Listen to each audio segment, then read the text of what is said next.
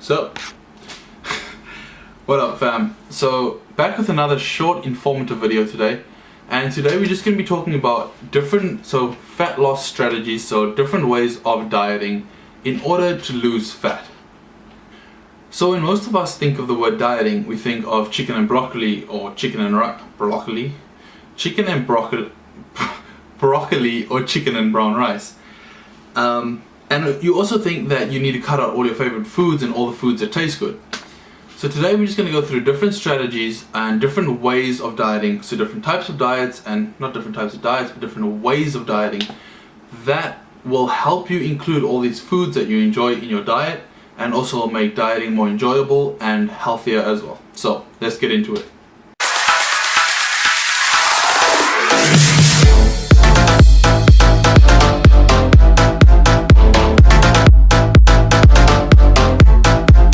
So the first one I want to talk about today is carb cycling.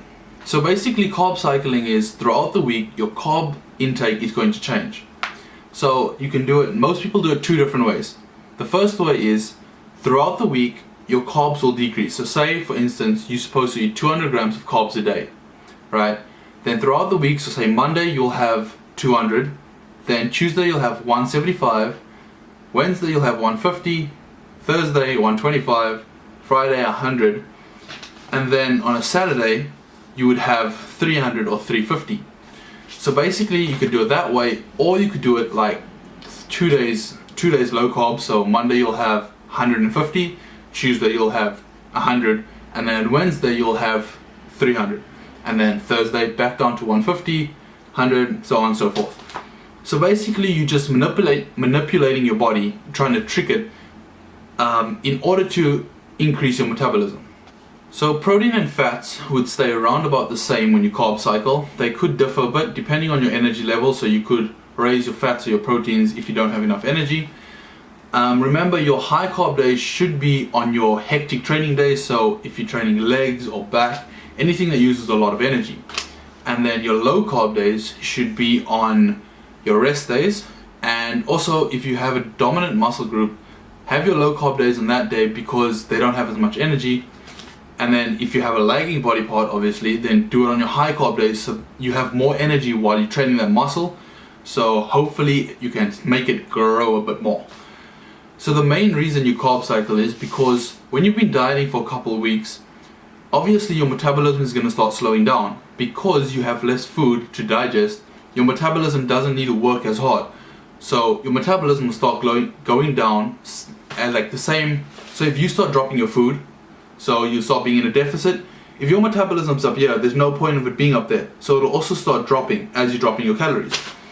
So the whole point of carb cycling is to boost your metabolism, because when your metabolism slows down, so will your fat loss. So the whole point of carb cycling is to boost your metabolism and keep it nice and fast while you're dieting. So the second one I want to talk about today are refeed days. So they're very similar to carb cycling. They also used to increase metabolism and decrease leptin levels. So leptin levels are a hormone in your body that if it's too high, you're going to struggle to lose fat. So refeed days and carb cycling are pretty similar, but they do have slight differences. So with refeed days, throughout the week or throughout 2 weeks, you'll be in a caloric deficit, so you'll be eating less than what your body needs. So you'll be doing that the whole week, and then on a Saturday or Sunday, you will up your calories, so almost double your carbs and up your fats. Proteins stay around about the same. By doing this, you're in a surplus of calories, so you're giving your body more nutrients than it needs, which again will speed up your metabolism, which is what you want. And it also gives you the opportunity to eat the foods you like and eat more fatty foods and more sugary foods without feeling bad about it. Because then throughout the week again, but don't go binge when you do it and totally mess up your diet. But it also takes away your cravings, because when you have that little bit of food that you enjoy, it takes away the cravings and you're good for another few days.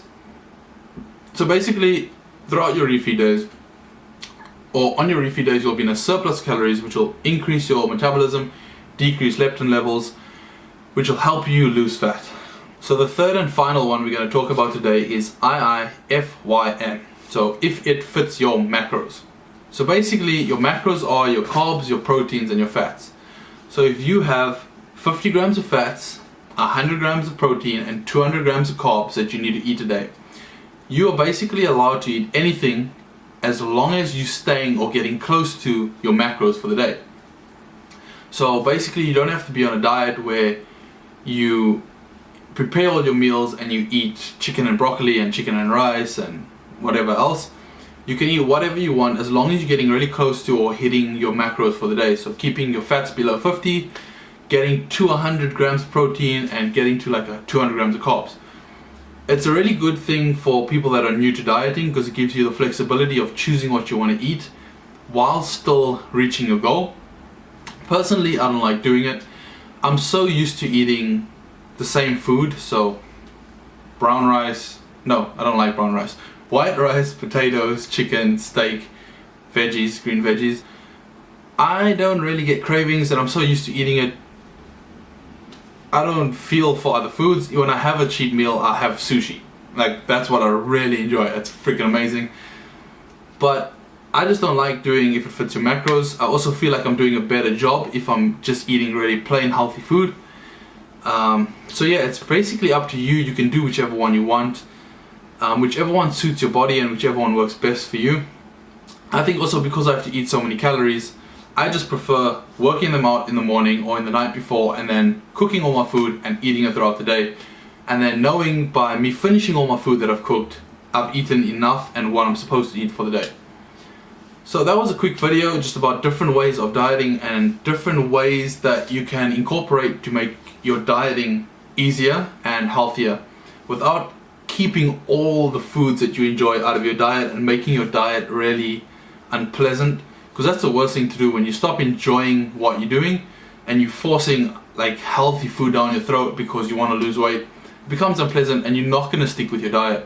So you need to choose something, and also if you have someone helping you, get someone that doesn't just give you chicken, broccoli and rice and say you're only allowed to have an apple for breakfast and chicken, broccoli and rice for lunch and chicken salad for dinner. Because if you do that, you're changing your diet completely and your body's gonna go into like reverse mode. You're gonna have cravings, you're not gonna enjoy what you're doing, and that's just gonna make your fat loss or your weight gain journey really unpleasant. So thank you guys for listening. Hope you enjoyed the video, and please like it, comment if you have any questions. Peace.